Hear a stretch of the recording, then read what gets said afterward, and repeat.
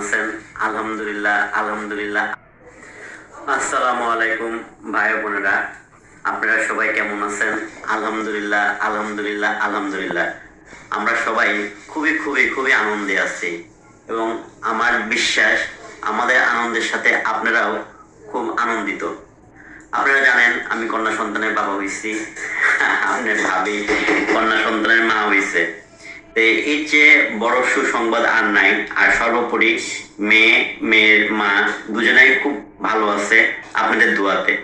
তো আপনারা এত এত দোয়া করছেন যে আসলে মানে এটা বলে শেষ করা যাবে না যে আপনাদের এত ভালোবাসা। আমার মনে হয় যে আপনাদের ভালোবাসা আর দোয়াতে আমার মেয়ে আর আমার ওয়াইফ, আপনাদের প্রিয় ভাবি বাংলাদেশি মমতিশা মনে হয় খুব সুস্থ আছে। এটা আমার কাছে আসলে মানে আমি খুব এক্সাইটেড, আমি খুব মানে আমি নার্ভাস প্লাস এক্সাইটেড যে আপনাদের সাথে আজকে আমার ব্লগটা কেমন হবে, আমি আপনার সাথে কিভাবে কথা বলতেছি। আসলে আমি হয়তো আজকে গুছায় কথা বলতে পারতেছি না বা পারবো না। তো মানে খুবই আনন্দিত আমি। বাসা থেকে হাসপাতাল যাওয়া পর্যন্ত প্লাস এখন পর্যন্ত আপনাদের ভাবির সাথে বাবা বাবু হওয়া নিয়ে যে বিষয়গুলা আমি আপনাদের সামনে একটু শেয়ার করতে চাই। আপনারা সবাই জানতে চান যে আসলে কিভাবে কি হয়েছে না হয়েছে, তো আমি সেটা আপনাদের বলতেছি। ডাক্তারের সাথে কথা ছিল হলো শনিবারে করানোর। তো আপনারা আমার স্ট্যাটাস প্লাস আমার ব্লগে দেখছেন যে আপনাদের ভাবির শরীরটা ওইভাবে ভালো যাচ্ছিল না, মানে ওর পেটে খুব ব্যথা করতেছিল, পেন যেটা বলে। তো পেনটা আবার বেশিও না। তো ডাক্তারের সাথে কথা বললাম বুধবারে যে ম্যাডাম আসলে এরকম পেশেন্টের এই অবস্থা। ডাক্তার বলতেছে যে আমি আপনাকে তাহলে কবে ডেট দিছিলাম। আমি বললাম যে আপনি তো শনিবারে ডেট দিছিলেন। তো বলতেছে অসুবিধা নাই, আপনি তাহলে বৃহস্পতিবারের কথা বললো যে গতকালকের কথা, যে আপনি তাহলে ভর্তি করে ফেলেন আর পেশেন্টকে না খেয়ে আসতে বলবেন, সেই জন্য কোনো কিছু খাওয়া দাওয়া না করে 9টা থেকে 10টার মধ্যে যেন ভর্তি হয়ে যায়। তো হাসপাতাল কিন্তু আগে আমি একবার আমার ব্লগে দেখাইছিলাম যে হাসপাতালটা আমি চুজ করে আসছিলাম। তো সেই হাসপাতালে ঠিক 9টা থেকে 9টা না 10টা থেকে 10:15টার মধ্যে আমরা হাসপাতালে চলে যাই, আমি আপনার ভাবি আর তান। আর ওই দিক থেকে দেশ থেকে আসতেছিল চাচি আর হলো চাস্তু ভাই। তো ওরাও কিন্তু ওই যে পাবনা থেকে আসতে হলে আপনার টঙ্গী হয়ে আসতে হয় ইজতেমার কারণে। ওরাও ভোর 4টার সময় টঙ্গীতে। তো 9:15 বেজে গেছে, তারপর ওরা আসে না এবং ওই জ্যামটাও কিন্তু ছাড়ে নাই।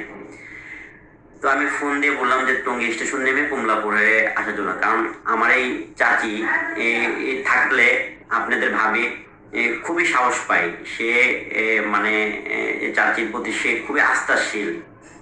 তার আর চাচিও খুব মানে ওকে এত ভালোবাসে যে মানে এক কথায় বলতে গেলে কি যে চাচি আসার মানে এখন পর্যন্ত চাচি থাকার কারণে আপনার ভাবি মনোবলের দিক দিয়ে এবং সবকিছু দিক দিয়ে মনে হয় খুব দ্রুত সুস্থ হয়ে যাইতেছে। তো ঠিক আছে, পরে হাসপাতালে যেয়ে ভর্তি হলাম। এদিকে আপনার ব্লাড যে দিবে আমাদের এক ফ্যামিলি ফ্রেন্ড জিতু জিতু ভাইকে আমি খুবই খুবই ধন্যবাদ জানাই। বললো যে রক্তের সাথে ক্রস ম্যাচ যেটা করানো দরকার, সে জিতু ভাই আসলো, ক্রস ম্যাচ করানো হলো। তারপরে ডাক্তার কিছু ওষুধ লিখে দিল, ওটির যে ওষুধগুলা সেগুলো নিয়ে আসলাম।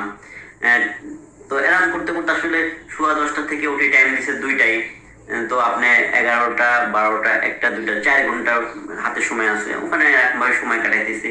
তো এর মধ্যে আমি আপনার ভাবিকে বললাম যে তাহলে বাসায় যাই, যে খাওয়া দাওয়া করে একবারে 2টার আগে চলে আসবো। তো ঠিক রাস্তায় একটু জ্যাম ছিল, 1:45 বাজে, তখন আপনার ভাবির একটা ফোন আসলো যে তুমি কোথায়। रिजॉर्ट और कई विकल्पों पर बिना किसी फिक्र के बुक करें। তুমি কোথায়? আমি বললাম কেন, আমি তো এই যে বাসায় আসছি খাইতেছি। কয় তুমি তাড়াতাড়ি আসো। আমি কেন, কি হয়েছে বলবা তো? বলতেছে যে এরকম আমাকে তো ওটিতে ঢুকাই নিয়ে যেতেছে। আমি বললাম যে আসলে টাইম তো দিছে 2টা, আমি তো সেই হিসেব অনুযায়ী আসছি, তুমি ওনাদেরকে বলো যে 5টা মিনিট বা 10টা মিনিট পরে ঢোকানোর জন্য। তো বলতেছে যে আমার কথা শুনতেছে না। ঠিক আছে, তুমি আল্লাহর নাম নিয়ে ঢুকো, সমস্যা নাই, আর আমি এসে তোমাদের দেখা করবো। আসলে এই সময় যে মারা যে মেয়েরা মা হতে যায় তাদের একটু নার্ভাস অবশ্যই লাগে। বিশেষ করে যারা সিজারের, তারা আগে থেকে জানে যে কাটা ছেঁড়া ফাড়া হবে, এই জন্য তারা আরো বেশি নার্ভাস হয়ে যায়। তো সবকিছু মিলে আল্লাহকে আমি শুধু আল্লাহ আল্লাহ বলতে লাগলাম যে আল্লাহ তুমি, আমি প্রতিটা কাজেই আল্লাহর উপরে ভরসা রাখি, এবং সেটা অন্ধ অন্ধ ভরসা, আমি কারোর উপরে ভরসাও করি না, আমি শুধু রাব্বুল আলামিনের কাছে ভরসা রাখি। আমি শুধু আল্লাহ তাআলার কাছে এতটুকু বললাম, রাব্বুল আলামিন তুমি, আমি তোমার প্রতি আগেও ভরসা রেখে আসছি, এখনো তোমার প্রতি ভরসা রাখি, ভালো মন্দ যাই হোক তুমি রাব্বুল আলামিন দেখো। তো ঠিক 2:05 আগে আমি হাসপাতালে আবার চলে গেলাম, যে আমি যেখানে ওটি রুম, অপারেশন থিয়েটারের ওখানে যে দাঁড়ায় আমি একটু নক করলাম যে তিশা হক নামে যে পেশেন্ট আছে, আমি তার হাজবেন্ড, আমি তার সাথে একটু দেখা করতে যাই। তো অলরেডি ওকে ওটির ড্রেসটা পরাই ফেলছে। তা আমি গেলাম, গিয়ে ওর হাতটা একটু ধরলাম, ধরে ওকে সাহস দিয়ে বললাম যে উপরে আল্লাহ তাআলা আছে, আল্লাহর প্রতি ভরসা রেখে তুমি দেখো চোখ দিয়ে পানি পড়তেছে, আমি বললাম কান্নাকাটি করো না, তুমি নার্ভাস হইলে পারে এখন তোমার জন্য ক্ষতিকর, প্লাস তোমাকে অপারেশন করবে না, তো তোমার যে কষ্টটা করছো তুমি রাত্র 2টা থেকে সে না খাওয়া দিন, মানে পুরা 12 ঘন্টা সে না খেয়ে আসছে, এখন তোমার এই কষ্টটা বৃথা চলে যাবে। এতটুকু বলে আমি আসলে অতীতে তো অত কথা বলাও যায় না, এবং ওরা অত কথা বলতেও দেয় না। তো আমি যেটা জানি, বাইরের দেশে ওটিতে হাজবেন্ডকে ওয়াইফের সামনে রাখে, যাতে ওয়াইফও তার মনোবল ফিরে পায়, এবং হাজবেন্ডেরও যেন মনে হয় যে তার বাচ্চা প্রসব করতে যে ওয়াইফের কি কতটুকু প্রেশার নিতে হইতেছে, এই জন্য। তো ঠিক আছে, তারপরে ওকে ওটিতে নিয়ে গেল, আধা ঘন্টা চলে যায়, 40 মিনিট চলে যায়, তারপরে হঠাৎ করে দেখি যে খুবই কান্নার আওয়াজ ভিতর থেকে বেশি আসতেছে, এত কান্নার আওয়াজ যে মানে আমি ও এর মধ্যে আরেকটা কথা, ওই সময় একই টাইমে প্রায় 5 মিনিট বা 7 মিনিট পরে আরেকজন পেশেন্টকে ঢুকাইলো, সেও মা হবে। তা আমি কনফিউজড যে এটা কি আমার বেবি নাকি না ওই যারই হোক, মানে আমি শিওর না যে বাচ্চাটা, কিন্তু খুব কান্না করতেছে। তা আমাকে ডাক্তার আগেই বলছিল যে বেবি যদি হওয়ার পরে কান্না করে তাহলে আলহামদুলিল্লাহ ভালো, আর তা না হলে কিন্তু আপনাদের সব কিছুর দিক থেকে প্রিপারেশন থাকতে হবে, যে সমস্ত কিছু মোকাবেলা করার। হ্যাঁ ইনশাল্লাহ আমার সেই প্রিপারেশন গুলো নেওয়া আছে। তা আমার ওই মাথাটা কিন্তু শুধু ওই বারবার আমি শুধু কান পেতে আছি যে কান্নার আওয়াজটা কখন আসে, কান্নার আওয়াজটা। কারণ কাঁদলে বেবি যত কাঁদবে হওয়ার পরে তত ভাবতে হবে, বুঝতে হবে যে সে সুস্থ। তো মেয়ে আমার খুবই কান্না করতেছে ভিতরে মানে সে প্রায় 3-4 মিনিট কান্না করতেছে। তো আর এদিকে কিন্তু তান ওই একটা ফাঁকা আছে, ওখানে হয়তো বারান্দা, ওই গ্লাস তো লাগানো, তান শুধু একটু পর পরে যায় ওখানে উঠি দেয়, ও খুব এক্সাইটেড দেখার জন্য। যাই হোক, সর্বশেষ নার্স বাচ্চাকে জোড়ায় ধরে তেনা দিয়ে তোয়ালে দিয়ে পেঁচায় নিয়ে আসলো, আইনে বলতেছে যে ছেলের বাবা তিশা হোক, পেশেন্টের কেউ আছে এখানে? আনলাম আমি আছি। আপনি কে? আনলাম আমি ওনার হাজবেন্ড। কয় এই যে আপনার মেয়ে বলে আমাকে কোলে দিল। তো সর্বপ্রথম আমি মেয়েটাকে কোলে নিলাম, কোলে নিয়ে মুখের দিকে তাকালাম, আর ভাবলাম যে তুমি মা এই দুনিয়াতে আসলা না। সত্যি কথা আমি খুবই। হ্যালো ভিউয়ার্স, আপনারা এতক্ষণ দেশি কুত্তা নাজমুল বাপ্পির এই ভিডিওটির ভয়েস রেকর্ড শুনেছেন। তো আপনারা এই ভিডিও দেখেই বুঝতে পারবেন যে তানজিলা কি দেশি কুত্তার মেয়ে নাকি তার ওয়াইফের আগের হাজব্যান্ডের মেয়ে। তো অনেক দিন ধরে অনেক কিছু নিয়ে এই তানজিলার তানু মণ্ডলের বাপার পরিচয় নিয়ে অনেক কিছুই, মানে অনেকের আগ্রহ বেশিরভাগ যে তানজিলার বাবাকে। তো এই ভিডিওটা আপনারা সবাই মনোযোগ দিয়ে শুনলে অবশ্যই বুঝতে পারবেন যে আসলে সে তানু মণ্ডলের বাবা কি না। আর বাবা যে না এটা তো স্পষ্ট, কারণ সম্পূর্ণ ভিডিওতে কোনো জায়গায় তানু মণ্ডলের কোনো নাম নাই, এবং সে তার টাইটেলেও লিখছে আলহামদুলিল্লাহ কন্যা সন্তানের বাবা হইলাম।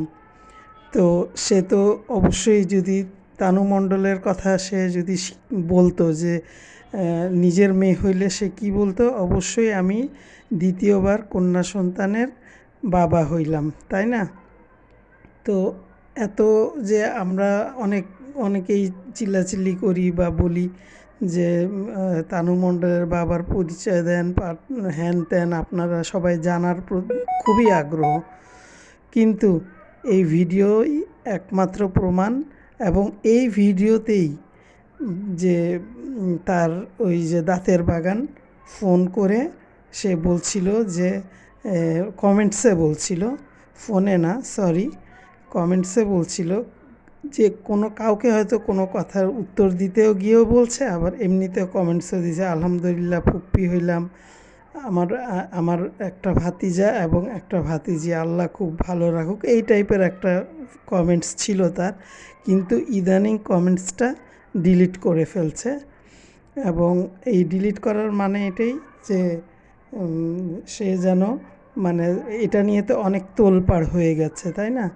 যেহেতু তানু মণ্ডলের পরিচয় সবাই জানতে চায়, তানু মণ্ডলের বাবা কে, তানু মণ্ডলের বাবার নাম কি, তানু মণ্ডল আসলেই কি দেশি কুত্তার বাবা কি না।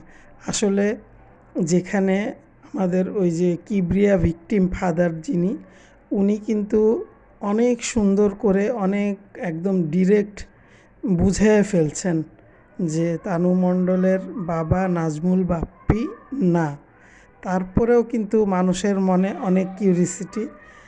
তো এটাই হচ্ছে মূল কথা, যে এই ভিডিওর A to Z শুনলে আপনারা এটাই বুঝতে পারবেন যে আসলে যে সে মানে যখন তার ছেলের পরে এই মেয়েটা হলো, তার যে এক্সাইটমেন্ট এবং তার যে উত্তেজনা এবং তার যে আনন্দ, সেটা কিন্তু এখানে প্রকাশ পাইছে। এবং তার টাইটেল ছিল এরকমই যে আলহামদুলিল্লাহ কন্যা সন্তানের বাবা হইলাম। তো অনেকের কমেন্টসে ওখানে তাদের রিলেটিভসদেরও অনেকের কমেন্টস ছিল যে মানে খুশি হয়েছি, তোমার অনেক মানে তোমার একটা ছেলে একটা মেয়ে, খুব ভালো লাগলো। তো এখন বলি, তানু মণ্ডল যদি এর নিজের বাবা হয়, তো ডাইনি তিশা অর্থাৎ যে কিনা ওই ডাইনি মাগিনুর বা মাহিনুর যেটাই সবাই বলুক, সে কিভাবে গায়ের জোরে মুখের জোরে সে প্রমাণ রাখতে চায় যে তানু মণ্ডলের বাবা হচ্ছে নাজমুল হক বাপ্পি, মোবাইল ওপেন করে মানুষকে দেখায় যে নেন এই যে দেখেন, কিন্তু আসলে তা না। আর এত বড় মিথ্যা কথা বলার তো কোনো মানেই হয় না। এটা তো মানুষ তো বুঝতেই পারে যে এটা তার ফুপুর ভিডিওতে, মানে ফুপুর ভয়েস রেকর্ড করে দিছিল, পোস্ট করে দিছিল ভিকটিম ফাদার কিবরিয়া। উনি ওখানেই তো সে ফোনে জিজ্ঞেস করছে, আচ্ছা তানজিলার বিষয়টা আমাকে একটু ক্লিয়ার করবেন? ঠিক আছে ভিউয়ার্স, আল্লাহ হাফেজ।